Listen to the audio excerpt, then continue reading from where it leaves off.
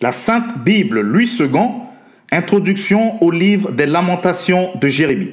Ce livre, attribué au prophète Jérémie, est un recueil des 5 lamentations conçues comme des poèmes inspirés par un seul événement, la destruction de Jérusalem par l'armée babylonienne vers 587 avant Jésus-Christ. Cette ruine marque la fin du royaume de Juda et à vue humaine, elle démontre la promesse faite autrefois au roi David en ces termes. Un de tes descendants régnera toujours après toi, ton trône sera pour toujours affermi. Voir 2 Samuel, chapitre 7, verset 16. La première lamentation, au chapitre 1, verset 1 à 22, traite des malheurs qui se sont abattus sur Jérusalem, la grande ville. Jérusalem a multiplié ses péchés, c'est pourquoi elle est un objet d'aversion. L'Éternel est juste, car j'ai été rebelle à ses ordres. Chapitre 1, verset 8, verset 18. La deuxième lamentation, au chapitre 2, verset 1 à 22, aborde la question de Jérusalem ruinée. Le Seigneur a été comme un ennemi. Il a dévoré Israël, il a dévoré tous ses palais, il a détruit ses forteresses. Il a rempli la fille de Juda de plaintes et de gémissements. Chapitre 2, verset 5. La troisième lamentation, au chapitre 3, verset 1 à 66, évoque une série de souffrances et de consolations. Souffrances dues au silence de Dieu. J'ai beau crier et implorer du secours, Dieu ne laisse pas accès à ma prière. Chapitre 3, verset 8. La consolation est due au fait que Dieu a vu toutes les atrocités des ennemis de son peuple et qu'il répliquera. Chapitre 3, verset 59 à 66. La quatrième lamentation, au chapitre 4, verset 1 à 22, quand l'auteur se lamente sur le sort de tout le peuple, du plus petit au plus grand, du laïc au clergé. En fait, chacun est frappé. La cinquième lamentation, chapitre 5, verset 1 à 22, présente les mots actuels et les douloureux souvenirs conduisant au questionnement du genre « Pourquoi nous oublieras-tu pour toujours? Nous aurais-tu entièrement rejetés? Et t'irriterais-tu contre nous jusqu'à l'excès ?» Chapitre 5, versets 20 à 22. Le livre des Lamentations de Jérémie insiste sur un fait. Malgré l'évidence du désarroi de son peuple, les bontés de l'Éternel ne sont pas épuisées, que ta fidélité est grande. Chapitre 3, versets 22 à 23. Face aux catastrophes marquant la fin du royaume de Juda, le peuple vaincu reconnaît son tort, même si son Dieu, dans sa colère, se serait comporté en ennemi pour Israël. En somme, le message du livre se découvre d'abord dans l'attitude et la démarche du poète. Sous le choc de la catastrophe qui a frappé toutes les catégories de la population et évoqué des scènes horribles, chapitre 4, verset 10, celui-ci ne se laisse pas engloutir par la souffrance. Il ne reste pas prostré, anéanti de stupeur. Il ne se contente pas de s'apitoyer sur soi-même. Il assume, il discerne et il prie. Il appelle ses compatriotes à faire de même. Il discerne dans la ruine la punition des crimes. La nation de Juda a failli à sa vocation de nation sainte et de peuple élu. Dieu reste cependant le Dieu de l'espérance du livre. Fais-nous revenir vers toi, ô Éternel, et nous reviendrons. Chapitre 5, verset 21. Livre des Lamentations, chapitre 1er. Les malheurs de Jérusalem. Et quoi? Elle est assise, solitaire, cette ville si peuplée. Elle est semblable à une veuve, grande entre les nations, souveraine parmi les États. Elle est réduite à la servitude. Elle pleure durant la nuit et ses joues sont couvertes de larmes. De tous ceux qui l'aimaient, nul ne la console. Tous ses amis lui sont devenus infidèles. Ils sont devenus ses ennemis. Juda est en exil, victime de l'oppression et d'une grande servitude. Il habite au milieu des nations et il n'y trouve point de repos. Tous ses persécuteurs l'ont surpris dans l'angoisse. Les chemins de Sion sont dans le deuil, car on ne va plus aux fêtes. Toutes ses portes sont désertes. Ses sacrificateurs gémissent, ses vierges sont affligées et elle est remplie d'amertume. Ses oppresseurs triomphent, ses ennemis sont en paix, car l'Éternel l'a humilié à cause de la multitude de ses péchés. Ses enfants ont marché captifs devant l'oppresseur. La fille de Sion a perdu toute sa gloire. Ses chefs sont comme des cerfs qui ne trouvent point de pâture et qui fuient sans force devant celui qui les chasse. Au jour de sa détresse et de sa misère, Jérusalem s'est souvenu de tous les biens dès longtemps son partage, quand son peuple est tombé, sans secours, sous la main de l'oppresseur. Ses ennemis l'ont vu et ils ont ri de sa chute. Jérusalem a multiplié ses péchés, c'est pourquoi elle est un objet d'aversion. Tous ceux qui l'honoraient la méprisent en voyant sa nudité. Elle-même soupire et détourne la face. La souillure était dans les pans de sa robe et elle ne songeait pas à sa fin. Elle est tombée d'une manière étonnante et nul ne la console. Vois ma misère, ô Éternel. Quelle arrogance chez l'ennemi. L'oppresseur a étendu la main sur tout ce qu'elle avait de précieux. Elle a vu pénétrer dans son sanctuaire les nations auxquelles tu avais défendu d'entrer dans ton assemblée. Tout son peuple soupire. Ils cherchent du pain. Ils ont donné leurs choses précieuses pour de la nourriture afin de ranimer leur vie. Vois, Éternel, regarde comme je suis avili. Je m'adresse à vous tous qui passez ici. Regardez et voyez s'il est une douleur pareille à ma douleur, à celle dont j'ai été frappé. L'Éternel m'a affligé au jour de son ardente colère. D'en haut, il a lancé dans mes os un feu qui les dévore. Il a tendu un filet sous mes pieds, il m'a fait tomber en arrière. Il m'a jeté dans la désolation, dans une langueur de tous les jours. Sa main a lié le joug de mes iniquités. Elles se sont entrelacées, appliquées sur mon cou. Il a brisé ma force. Le Seigneur m'a livré à des mains auxquelles je ne puis résister. Le Seigneur a terrassé tous mes guerriers au milieu de moi. Il a rassemblé contre moi une armée pour détruire mes jeunes hommes. Le Seigneur a foulé au pressoir la Vierge, fille de Juda. C'est pour cela que je pleure, que mes yeux fondent en larmes, car il s'est éloigné de moi, celui qui me consolait, qui ranimerait ma vie. Mes fils sont dans la désolation parce que l'ennemi a triomphé. Sion a étendu les mains et personne ne l'a consolé. L'Éternel a envoyé contre Jacob des ennemis d'alentour. Jérusalem a été un objet d'horreur au milieu d'eux. L'Éternel est juste, car j'ai été rebelle à ses ordres. Écoutez, vous tous, peuple, et voyez ma douleur. Mes vierges et mes jeunes hommes sont allés en captivité. J'ai appelé mes amis et ils m'ont trompé. Mes sacrificateurs et mes anciens ont expiré dans la ville. Ils cherchaient de la nourriture afin de ranimer leur vie. Éternel, regarde ma détresse. Mes entrailles bouillonnent. Mon cœur est bouleversé au-dedans de moi, car j'ai été rebelle. Au dehors, l'épée a fait ses ravages. Au dedans, la mort. On a entendu mes soupirs et personne ne m'a consolé. Tous mes ennemis ont appris mon malheur. Ils se sont réjouis de ce que tu l'as causé. Tu amèneras, tu publieras le jour où ils seront comme moi. Que toute leur méchanceté vienne devant toi et traite-les comme tu m'as traité à cause de toutes mes transgressions. Car mes soupirs sont nombreux et mon cœur est souffrant. Lamentation, chapitre 2. La ruine de Jérusalem. Et quoi? Le Seigneur dans sa colère a couvert de nuages la fille de Sion. Il a précipité du ciel sur la terre la magnificence d'Israël. Il ne s'est pas souvenu de son marchepied au jour de sa colère. Le Seigneur a détruit sans pitié toutes les demeures de Jacob. Il a dans sa fureur renversé les forteresses de la fille de Juda. Il les a fait rouler à terre. Il a profané le royaume et ses chefs. Il a dans son ardente colère abattu toute la force d'Israël. Il a retiré sa droite en présence de l'ennemi. Il a allumé dans Jacob des flammes de feu qui dévorent de tous côtés. Il a tendu son arc comme un ennemi. Sa droite s'est dressée comme celle d'un assaillant. Il a fait périr tout ce qui plaisait au regard. Il a répandu sa fureur comme un feu sur la tente de la fille de Sion. Le Seigneur a été comme un ennemi. Il a dévoré Israël. Il a dévoré tous ses palais. Il a détruit ses forteresses. Il a rempli la fille de Juda de plaintes et de gémissements. Il a dévasté sa tente comme un jardin. Il a détruit le lieu de son assemblée. L'Éternel a fait oublier en Sion les fêtes et le sabbat, et dans sa violente colère, il a rejeté le roi et le sacrificateur. Le Seigneur a dédaigné son autel, repoussé son sanctuaire. Il a livré entre les mains de l'ennemi les murs des palais de Sion.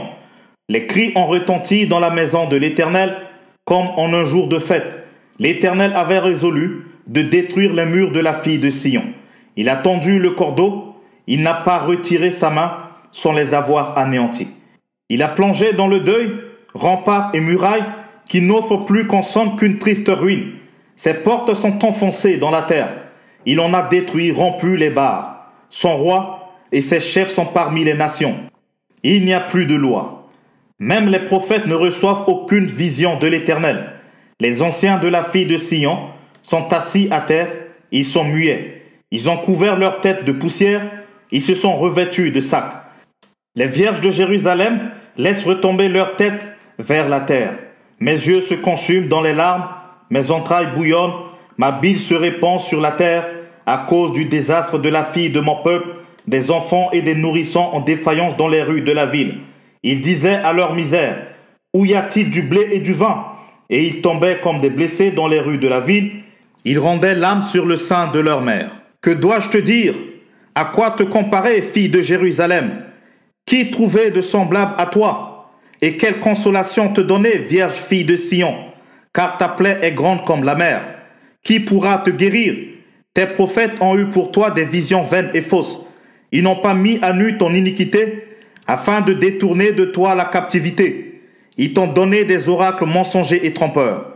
Tous les passants battent des mains sur toi, ils sifflent, ils secouent la tête contre la fille de Jérusalem. Est-ce là cette ville qu'on appelait une beauté parfaite, la joie de toute la terre? Tous tes ennemis ouvrent la bouche contre toi, ils sifflent, ils grincent des dents, ils disent « Nous l'avons englouti, c'est bien le jour que nous attendions.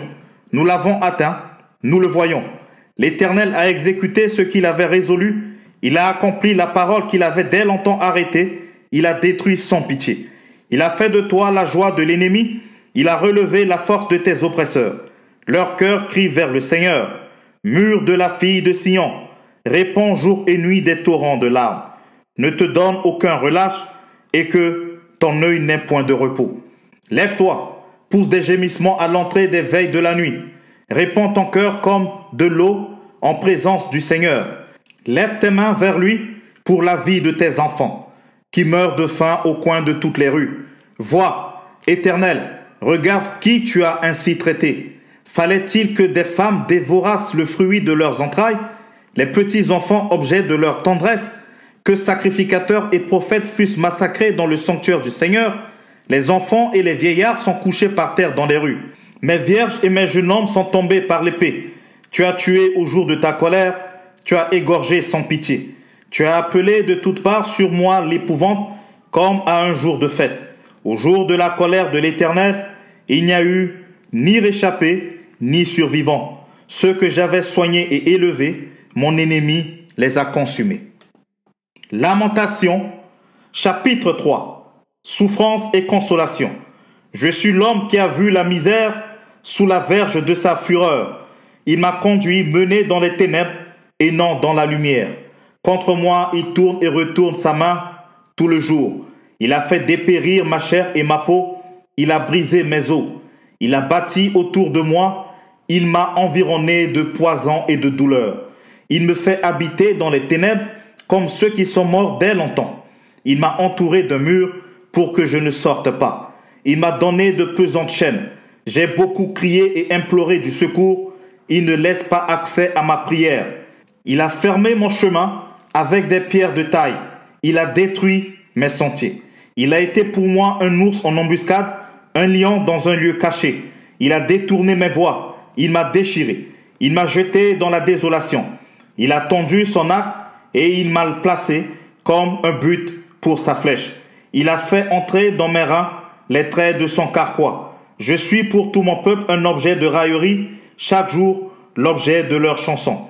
Il m'a rassasié d'amertume, il m'a enivré d'absinthe, il a brisé mes dents avec des cailloux, il m'a couvert de cendres. Tu m'as enlevé la paix. Je ne connais plus le bonheur. Et j'ai dit, ma force est perdue, je n'ai plus d'espérance en l'Éternel. Quand je pense à ma détresse et à ma misère, à l'absinthe et au poison, quand mon âme s'en souvient, elle est abattue au-dedans de moi. Voici ce que je veux repasser en mon cœur, ce qui me donnera de l'espérance. Les bontés de l'Éternel ne sont pas épuisées, ses compassions ne sont pas à leur terme. Elles se renouvellent chaque matin. Oh, que ta fidélité est grande. L'Éternel est mon partage, dit mon âme. C'est pourquoi je veux espérer en lui. L'Éternel a de la bonté pour qui espère en lui, pour l'âme qui le cherche. Il est bon d'attendre en silence le secours de l'Éternel. Il est bon pour l'homme de porter le joug dans sa jeunesse. Il se tiendra solitaire et silencieux parce que l'Éternel le lui impose. Il mettra sa bouche dans la poussière sans perdre toute espérance. Il présentera la joue à celui qui le frappe. Il se rassasiera d'opprobre.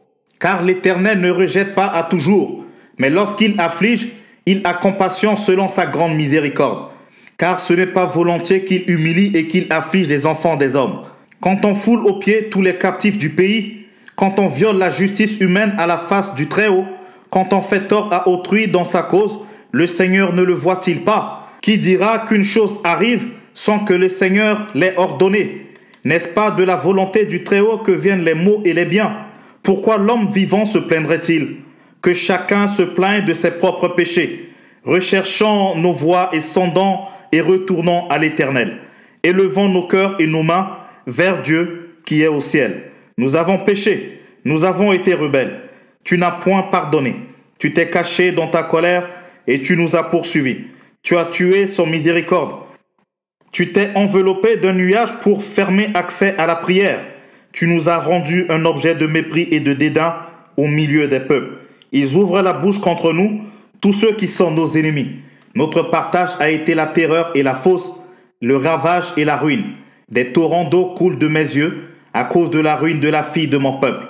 Mon œil fond en larmes, sans repos, sans relâche, jusqu'à ce que l'Éternel regarde et voit du haut des cieux. Mon œil me fait souffrir à cause de toutes les filles de ma ville. Ils m'ont donné la chasse comme à un oiseau, ceux qui sont à tort mes ennemis. Ils ont voulu anéantir ma vie dans une fosse et ils ont jeté des pierres sur moi. Les eaux ont inondé ma tête. Je disais, je suis perdu. J'ai invoqué ton nom, ô Éternel, du fond de la fosse. Tu as entendu ma voix. Ne ferme pas l'oreille à mes soupirs, à mes cris. Au jour où je t'ai invoqué, tu t'es approché. Tu as dit, ne crains pas. Seigneur, tu as défendu la cause de mon âme. Tu as racheté ma vie. Éternel, tu as vu ce qu'on m'a fait souffrir. Rends-moi justice. Tu as vu toute leur vengeance, tout leur complot contre moi. Éternel, tu as entendu leurs outrages, tout leur complot contre moi, les discours de mes adversaires et les projets qu'ils forment chaque jour contre moi. Regarde quand ils sont assis et quand ils se lèvent. Je suis l'objet de leurs chansons. Tu leur donneras un salaire, ô Éternel, selon l'œuvre de leurs mains. Tu les livreras à l'endurcissement de leur cœur, à ta malédiction contre eux. Tu les poursuivras dans ta colère et tu les extermineras de dessous les cieux, ô Éternel. Lamentation, chapitre 4. Lamentation sur le sort du peuple. Et quoi? L'or a perdu son éclat. L'or pur est altéré. Les pierres du sanctuaire sont dispersées au coin de toutes les rues. Les nobles fils de Sion, estimés à l'égal de l'or pur, sont regardés, hélas, comme des vases de terre, ouvrage des mains du potier. Les chacals même présentent la mamelle et allaitent leurs petits. Mais la fille de mon peuple est devenue cruelle, comme les autruches du désert. La langue du nourrisson s'attache à son palais, desséché par la soif. Les enfants demandent du pain et personne ne leur en donne. Ceux qui se nourrissaient de mets délicats périssent dans les rues. Ceux qui étaient élevés dans la pourpre embrassent les fumiers. Le châtiment de la fille de mon peuple est plus grand que celui de Sodome, détruit en un instant, sans que personne ait porté la main sur elle. Ces princes étaient plus éclatants que la neige, plus blancs que le lait. Ils avaient le teint plus vermeil que le corail. Leur figure était comme le saphir. Leur aspect est plus sombre que le noir. On ne les reconnaît pas dans les rues. Ils ont la peau collée sur les os, sèche comme du bois. Ceux qui périssent par l'épée sont plus heureux que ceux qui périssent par la faim, qui tombent exténués, privés du fruit des champs. Les femmes, malgré leur tendresse, font cuire leurs enfants. Ils leur servent de nourriture au milieu du désastre de la fille de mon peuple. L'Éternel a épuisé sa fureur, il a répandu son ardente colère. Il a allumé dans Sion un feu qui en dévore les fondements. Les rois de la terre n'auraient pas cru, aucun des habitants du monde n'aurait cru que l'adversaire, que l'ennemi entrerait dans les portes de Jérusalem. Voilà le fruit des péchés de ses prophètes, des iniquités de ses sacrificateurs, qui ont répandu dans son sein le sang des injustes. Ils erraient en aveugle dans les rues, souillés de sang. On ne pouvait toucher leurs vêtements. Éloignez-vous, impurs, leur criait-on. Éloignez-vous, éloignez-vous, ne nous touchez pas. Ils sont en fuite, ils errent ça et là. On dit parmi les nations, ils n'auront plus leur demeure. L'Éternel les a dispersés dans sa colère, il ne tourne plus les regards vers eux. On n'a eu ni respect pour les sacrificateurs, ni pitié pour les vieillards. Nos yeux se consumaient encore et nous attendions vainement du secours. Nos regards se portaient avec espérance vers une nation qui ne nous a pas délivrés. On épiait nos pas pour nous empêcher d'aller sur nos places. Notre fin s'approchait, nos jours étaient accomplis. Notre fin est arrivée. Nos persécuteurs étaient plus légers que les aigles du ciel. Ils nous ont poursuivis sur les montagnes, ils nous ont dressé des embûches dans les déserts. Celui qui nous faisait respirer loin de l'Éternel a été pris dans leur fosse, lui de qui nous disions, nous vivrons sous son ombre parmi les nations. Réjouis-toi, tressaille d'allégresse, fille d'Édom, habitante du pays d'Ut, vers toi aussi passera la coupe. Tu t'enivreras et tu seras mise à nu. Fille de Sion, ton iniquité est expiée. Il ne t'enverra plus en captivité. Fille d'Édom, il châtiera ton iniquité, il mettra tes péchés à découvert. Lamentation, chapitre 5. Prière du peuple opprimé. Souviens-toi, Éternel, de ce qui nous est arrivé. Regarde, vois notre opprobre. Notre héritage a passé à des étrangers, nos maisons à des inconnus. Nous sommes orphelins, sans père. Nos mères sont comme des veuves. Nous buvons notre eau à prix d'argent. Nous payons notre bois. Nous sommes poursuivis, le joug sous le cou. Nous sommes épuisés, nous n'avons point de repos. Nous avons tendu la main vers l'Égypte, vers la Syrie, pour nous rassasier de pain. Nos pères ont péché, ils ne sont plus. Et c'est nous qui portons la peine de leurs iniquités.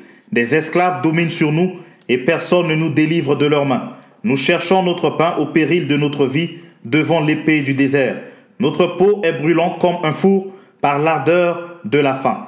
Ils ont déshonoré les femmes dans Sion, les vierges dans les villes de Juda. Des chefs ont été pendus par leurs mains. La personne des vieillards n'a pas été respectée. Les jeunes hommes ont porté la meule. Les enfants chancelaient sous des fardeaux de bois. Les vieillards ne vont plus à la porte. Les jeunes hommes ont cessé leur chant. La joie a disparu de nos cœurs. Le deuil a remplacé nos danses. La couronne de notre tête est tombée. Malheur à nous, parce que nous avons péché. Si notre cœur est souffrant, si nos yeux sont obscurcis, c'est que la montagne de Sion est ravagée. C'est que les renards s'y promènent. Toi, l'Éternel, tu règnes à jamais. Ton trône subsiste de génération en génération. Pourquoi nous oublierais-tu pour toujours? Nous abandonnerais-tu pour de longues années? Fais-nous revenir vers toi, ô Éternel, et nous reviendrons. Donne-nous encore des jours comme ceux d'autrefois. Nous aurais-tu entièrement rejetés et t'irriterais-tu contre nous jusqu'à l'excès? Merci d'avoir écouté ce livre extrait de la Sainte Bible version Louis II jusqu'à la fin. Pour plus de ressources, abonnez-vous à la chaîne et partagez l'épisode autour de vous pour faire avancer le royaume de Dieu. Vous pouvez aussi écouter ou réécouter cet épisode sur le podcast La Sainte Bible Audio sur toutes les plateformes de podcast. Prenez soin de vous car chaque jour est une vie. Je vous dis à très bientôt pour une nouvelle lecture biblique. Que la paix de Jésus-Christ soit avec vous.